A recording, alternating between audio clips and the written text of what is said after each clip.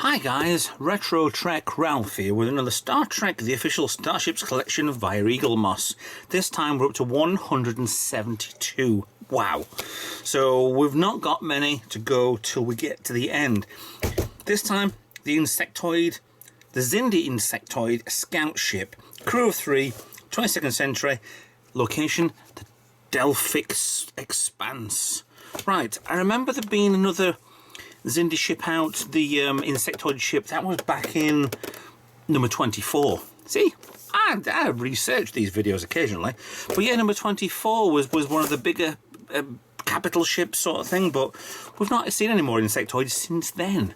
Plenty more Xindis, but let's put that to one side for a second and let's get on with the magazine. So, as usual, lights out, zoom you in a little bit so we can have a quick look at what's inside the magazine.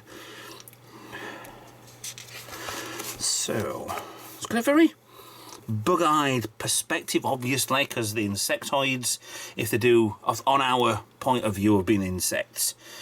But this, if this has got some nice light blue accents around it, I'll be very impressed. Yeah, from now to 172. From 24, that's a massive gap for the insectoid. To be honest, it was quite early for the insectoid to come in at episode 24. So I'm surprised it didn't come a lot later, remember at 80 or 100 or something. But I think they wanted to give us a fully alien design on something back then anyway. But a scout ship looks very, very interesting. Looks like probably would be a 2-man flying ship, although it does say crew of 3. So maybe 1, 2 and then 1 behind. I don't know. It looked quite interesting. If you want to read any of this, pause the video obviously. If not, go buy your own. Okay, so Major Hayes was there. He was part of the Mako group. Some good screenshots there. The Enterprise and the Insectoid Scout Ship. They look quite interesting. Looks kind of, with the curve around the front, looks very Ferengi-ish. But also, I'll have a look in a second. Looks very much like a very small ship, a 3-person ship that is kind of like Delta Flyer-ish, sort of size-wise. So you could fit it in the shuttle bay. Don't know whether or not the actual wings, mandibles, or whatever they are, the wing tips there, would actually fold in to get inside the shuttle bay, or whether or not the shuttle bay is designed for these sort of things. I don't know. Some interesting concepts. One of the top 2 wings, 2 side bits, making it look very much like, what is it was? It was Star Wars Revenge of the Sith. Looked like one of those vulture droids, I think it was. That looks like that, but we'll see what the model looks like when we get round to it. That looks very much like a shuttle. Very... I'm just looking at all the concept art. The way that everything's been disassembled back now to the framework on the nacelle. Well, if it is a nacelle, or just a weapons pod on there in the background. It's crash landed. Oh, that's a bad crease on a page. Thank you very much, Eaglemoss. That's been scored, that. That's why it's like a line on there. Oh, we scored up there as well. Great. So another couple of cuts on the pages. So the quality of Eaglemoss stuff is really shooting down as they come into the end. They should actually have had all this lot completely done and sorted way before, but I don't know. This is something with Eaglemoss, the kind of churning out some of the... We'll come to that one on a later episode. Churning out some things that we don't really need to have seen. You know, we've got a full episode about that one coming up. But yeah, okay. It's part of the Xindi fleet. We saw it in the few episodes, which is fine. And it's a starship. So let's have a look. Usual packaging. get out the ship because it's holding over the base, and everybody wants to know the numbers. So let's have a look and see what numbers I've got. Hopefully it's a 001. And it's a 4615A/A. So at least it's a first run, but it's a long way into it. So back in. It's like a standard holding into the back wing sort of configuration. Now, so instead of the 1 over the top, you've actually got the 2, but it does look like its own little insect. Big bug eyes there. Let me get you in a bit closer so you can see. It's kind of, for me, it looks a darker blue than what you're seeing on the, or at least I'm seeing on the screen in front of me. But that's a lovely colour blue. It's a shame that these aren't proper accents, they're just paint dabs. But let's get you packed with a flyby, shall we? Now, that really will not, there you go, hello. Some lovely detail there.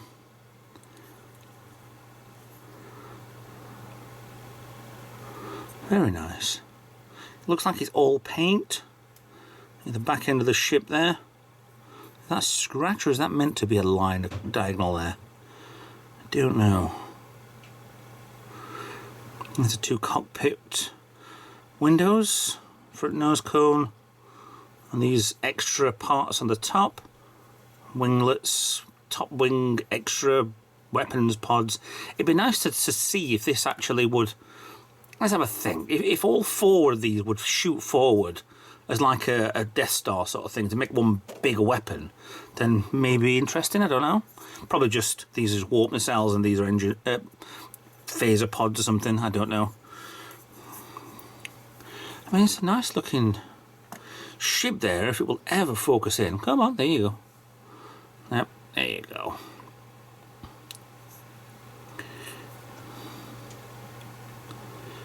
You got 2 guns there as well, so it makes it think that all 4 wings are to do with propulsion more than weaponry. Those guns just like been thrown underneath it, and that one looks like it's about to fall off. That looks bird of prey-ish. The way it curves around there, very bird of prey sort of design. In my mind, at least. Anyway, if it's not in your mind, please comment below. And even the markings on here was kind of the underside of the Excelsior. So it's got a lot of pulls it's got from other Star Trek ships as well. I like that. I really do like it. I think this is one of these ones that I'll probably like and continue to like. It is a bit. The guns are an afterthought. But technically, with the Enterprise NX-01, the weapons were an afterthought on those as well, because it was an exploration ship. Then they had to put phasers on it. Then eventually torpedoes, but they were never photon torpedoes, or were they photon torpedoes? Yeah, I need to get around to watching this series again. Actually, I think that part is more like a Raptor class. Yeah. But I think that was on the top of the Raptor class. I know there's been a lot of stuff on these. There's probably John Eves' design as well. That it's a lot of stuff is copied and pasted to different designs, which is fine if it works. I mean, even these parts here, I'll almost bet that these would be like an organic sort of effect. Because it looks at the minute like it's really quite funky and quite nice, very cloudy, bluey. It's a shame there are no clear plastics on here. He says while just pinging one of the mandibles on the top. Yeah, it's a really nice looking ship.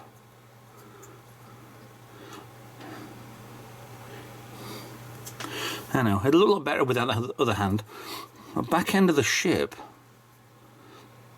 looks like you probably got. It wouldn't. Actually, I'm not sure if it would be. There might be exhaust vents for the if these are weapons. But again, looking kind of. I'd probably put a little bit Deep Space Nine on there, with the extra parts curving round. Very, very interesting. I do like it. It's a nice looking ship. I mean, like I say, this could probably have been done with, if the series was going on for the 200 more episodes, yeah, fine, throw it in where it is, but you'd probably got away with this one a lot earlier.